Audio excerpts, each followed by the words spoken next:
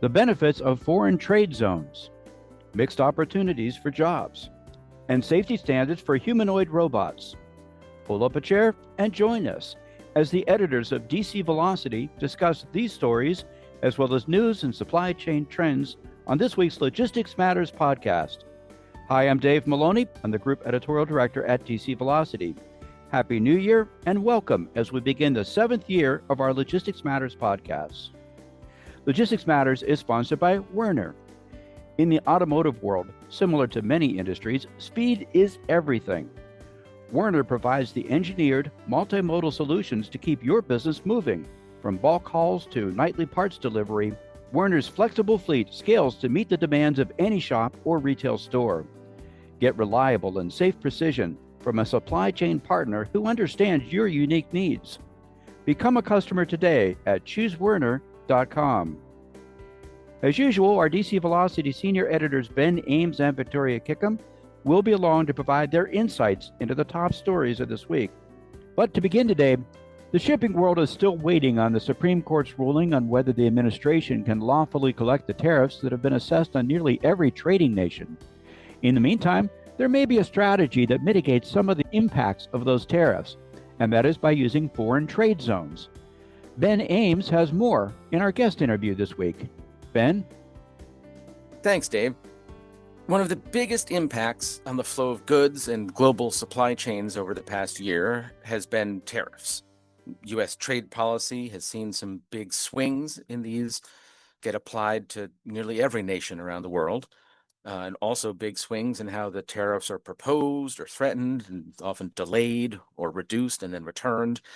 It all adds up to an unpredictable economic environment and also an expensive way to do business. But according to our guest on the podcast today, one emerging strategy is using bonded warehouses and foreign trade zones to defer taxes until the goods are released. Often that can save money if rates later drop. Here to explain the details of that strategy is Amy Dean. She is the VP of Operations at SC Codeworks. Welcome, Amy. Hi, glad to be here. Thank you for being with us. So first of all, for our listeners who might not be familiar, could you give a quick description of SC Codeworks and what the company has to do with this area? Sure. So at SC Codeworks, we build warehouse management software for 3PLs and other types of warehouses. We're known for our approach of innovating on the floor alongside our customers. We are truly built by operations for operations. And while we are not directly involved in tariff policy, our customers definitely feel the impact. So we try to stay close to what's going on, help them navigate the operational side of that. Sometimes that means supporting EDI or compliance projects, and other times it's simply giving them better visibility into what's going on in their operation. Essentially, we're just helping them stay informed and prepared. And, of course, as we all know, this year has been one for the books, and we've been partnering with our customers to, just help them figure out long-term what those shifts really mean and how we can help them to adapt. Yeah, I'm sure it's been an interesting year for sure. So how challenging is it really for importers to navigate such trade uncertainty? I know, for example, your company cited a statistic that as of the middle of 2025, the U.S. average effective tariff rate had gotten over 18%, which is the highest in nearly a century. Yeah, it's pretty tough. Everything right now has been a moving target this year. We've seen deadline changes, extensions, revisions, and sometimes there hasn't been a lot of notice. And companies expect some level of change, but what's hitting them right now is the uncertainty around that change.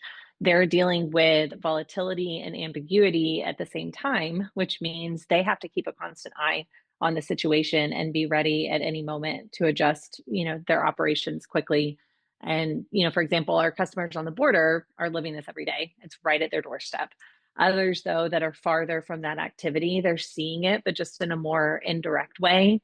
And one thing we've noticed is the compliance in bonded warehouses goes far beyond just the physical space. Customs requires detailed tracking of every unit. They want to know where it's been, where it's going, what you've done with it while it's been there. And, just needing to capture all of that data automatically that helps ease some of that manual work that customs requires and helps just ensure full traceability. Gotcha. Interesting. So we know that, as we say, companies are looking for smarter ways to manage costs. So can you tell us a little more about how these bonded warehouses work? And also, there's another phrase that's foreign trade zones, and those are two different things, right? Yes, they are. Absolutely. So a bonded warehouse is inside of customs territory in the US. Goods can stay there for up to, I think it's 5 years. And you have to file customs paperwork before the products can go in. And then once they're in there, the activities that you can perform are really pretty limited. They want that product to sit and stay where it is. They control who can even walk into that area.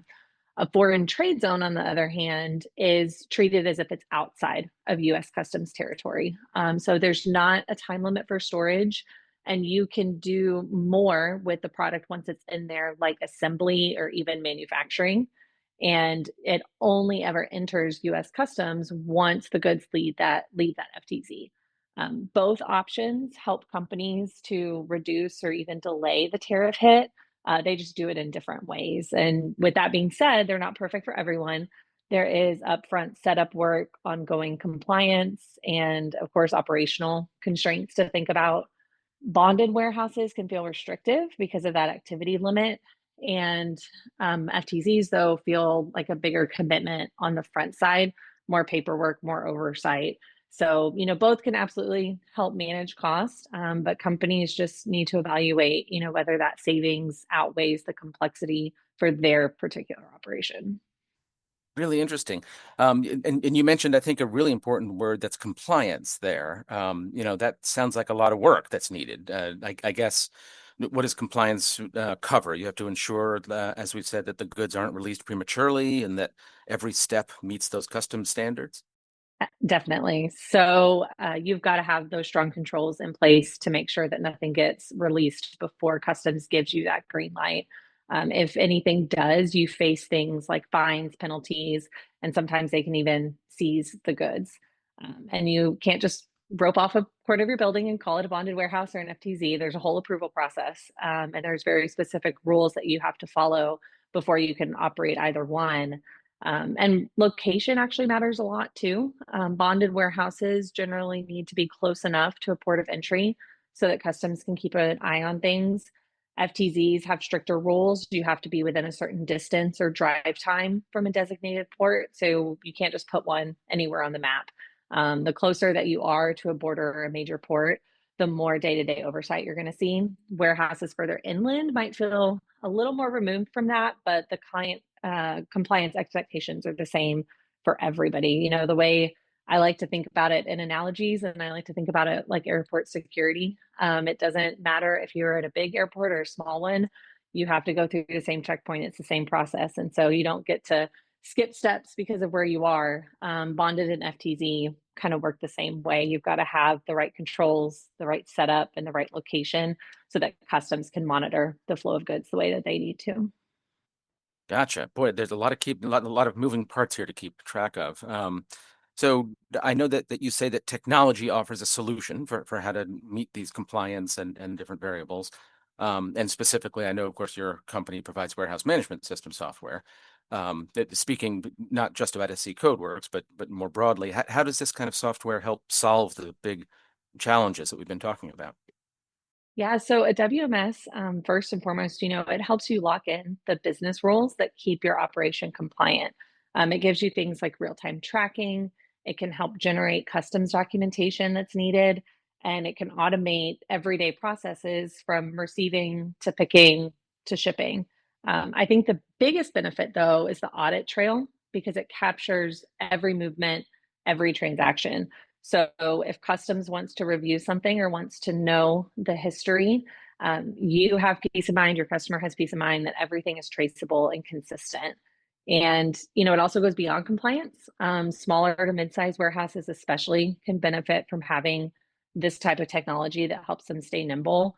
Things like weather delays, reverse logistics, unexpected surges. It's all easier to manage when you have a system that can adjust and grow with you. And As we've seen, tech just keeps expanding its reach in the supply chain. So staying up to date, in my opinion, isn't just nice to have anymore. It's really what helps to keep operations competitive. 100%. That's great. Amy, I learned so much from our conversation today. We appreciate your coming on the podcast. Absolutely. Thank you for having me, Ben. Our guest this week has been Amy Dean from SC Codeworks. Back to you, Dave. Thank you, Amy and Ben. Now let's take a look at some of the other supply chain news from the week. And the U.S. employment report came out this morning and shows a slight drop in December, but not a lot of jobs were created, only about 50,000 nationwide. And they also made downward revisions to October and November numbers, so there's really not a lot of change in employment. And Victoria, you wrote this week a story about the mixed employment trends that are currently in our market. That's right, Dave. And first of all, there may be some good news. Job seekers will be happy to hear that companies are looking to boost their ranks in 2026, so they should keep their eyes peeled for new opportunities. This information comes from a survey from resume platform company resume.org, which found that most companies are planning to add more staff this year and that a majority of those will do so quickly by adding more new hires in the first quarter. The survey, which polled 1,000 hiring managers from across the United States, found that 92% of companies are planning to add staff this year, with 86% of those planning to do so by the end of March. The respondents represented a variety of industries, and it included logistics, supply chain, and manufacturing. But it's not all good news. Headwinds remain as companies continue to navigate budget constraints and lingering financial uncertainties. Those companies that are holding back on hiring cited financial caution as the main reason. They pointed to things like budget constraints, revenue uncertainty, and pressure to control costs as top barriers. And on top of all that, about 60% of those surveyed said their companies plan to lay off employees in 2026. So as you mentioned at the outset, Dave, it is a bit of a mixed bag. Yeah, it does seem to be that way. Hiring is strong, but layoffs still seem to be widespread. Did the research explain why that may be? Yes, and it has to do with the reasons for the layoffs. Companies cited AI, reorganization and restructuring, and budget constraints as the primary drivers behind expected cuts in staffing. And the researchers, said this suggests that layoffs are part of a broader restructuring and cost control strategy. Resume.org's Kara Dennison, who is head of career advising, referred to what's happening as a rebalancing of the workforce. Essentially, it seems that most companies are reducing roles that are higher cost or slower to yield return on investment or even just misaligned with new operating models. At the same time, they're hiring in areas that support growth, automation, and customer retention, so things like that. And just a tip for those job seekers out there, the survey found that companies are primarily seeking candidates that are able to solve problems, have the ability to learn new tools and technologies quickly, and have strong communication skills. Well, again, those are always good skills to have no matter what field you're in, and certainly skills that are highly valued in candidates for supply chain jobs. Absolutely. I wanted to mention, too, the survey also contains some interesting information about AI and its impact on the job market. Listeners can find more on that by checking out our story, which has a link to the report. Great. And again, that's available at dcvelocity.com. Thank you, Victoria. You're welcome. And Ben, we've seen some amazing advances in humanoid robotics tech in the past year, and it was actually recently featured in a 60 Minutes report a couple of weeks ago. And this, of course, is new technology, and many are looking at it with safety in mind as well. Yeah, and that's important. Exactly. These are those two-legged walking robots. We've seen them for just a year or two now at some of the trade shows that often preview the technology before it reaches the market. And now, as you said, it's starting to dip its robotic toes into the mainstream, perhaps. And supporters say that these things make sense because, of course, all the buildings that we humans live and work inside of are designed for us, for two-legged walking people, not specifically for rolling, as most robots are. However, as we said, this technology is very new. The few applications that we've written about have really been pilot projects to test how the technology works in the real world. And some of those have found that there are certain shortcomings. Specifically, unlike what statically stable machines, that's sort of a technical term, but if you think about an AMR or an automated guided vehicle, If it loses power, it simply stops rolling when it runs out of gas or electricity. A dynamically stable machine, such as humanoids, would collapse and fall down when their power runs out. So that creates a new sort of risk in the event of a fall. But this all comes from a report from Interact Analysis, and they found that the industry is currently working on the problem. Well, that makes sense, of course, because a falling robot could be a risk. But what can robot vendors do about maintaining their stability? Right, it's tough, and of course, people fall down too sometimes, right? But this is the tech sector, so the answer to finding safer construction and practices gets rather technical rather quickly. You might hear about new design standards with names like ISO 26058 and ISO 25785. Something else, it's TR R15.108. All those are sort of written by committees of experts, but they're requirement lists for bipedal, that's two-legged, quadrupedal, four-legged, and wheeled balancing mobile robots. But there are some overall trends in the technology. According to Interact Analysis, one of the most notable shifts is that there's a removal of references to what we've been calling collaborative modes or collaborative robots. So when you look at safety in this most recent version, collaborative robots should be evaluated based on the application of what they're doing, not on the robot alone, since each sort of application carries its own risks. And another change that Interact found covers requirements for improved cyber resilience, since these automation products and robots are increasingly all connected to networks. And just like our cell phones or our laptops, that can make them a little bit more vulnerable to hackers on the internet. Right. And of course, there's a lot to figure out whether the robots will work in a certain place, can do certain jobs they're designed to do, all those kinds of things. But as you mentioned, our connected world, there's also the data part and the potential vulnerabilities to consider there. So it is kind of confusing. It sure is. Yep. Lots to figure out, but we're in the early days of taking a look at it. It's a pretty exciting time for the industry. Yeah, it'll be fun to watch. Yep. Thank you, Ben. Glad to. We encourage listeners to go to dcvelocity.com for more on these and other supply chain stories. Also, check out the podcast notes section for some direct links to read more about the topics that we discussed today. And we'd like to thank Amy Dean of SC Codeworks for being our guest. We welcome your comments on this topic and our other stories. You can email us at podcast@agilebme.com. We also encourage you to subscribe to Logistics Matters at your favorite podcast platform. Our new episodes are uploaded on Fridays. And a reminder, Logistics Matters is sponsored by Werner.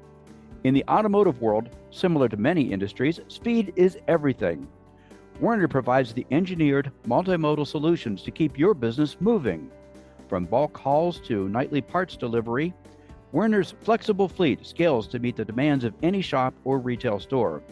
Get reliable and safe precision from a supply chain partner who understands your unique needs. Become a customer today at choosewerner.com. We'll be back again next week with another edition of Logistics Matters. Be sure to join us. Until then, have a great week.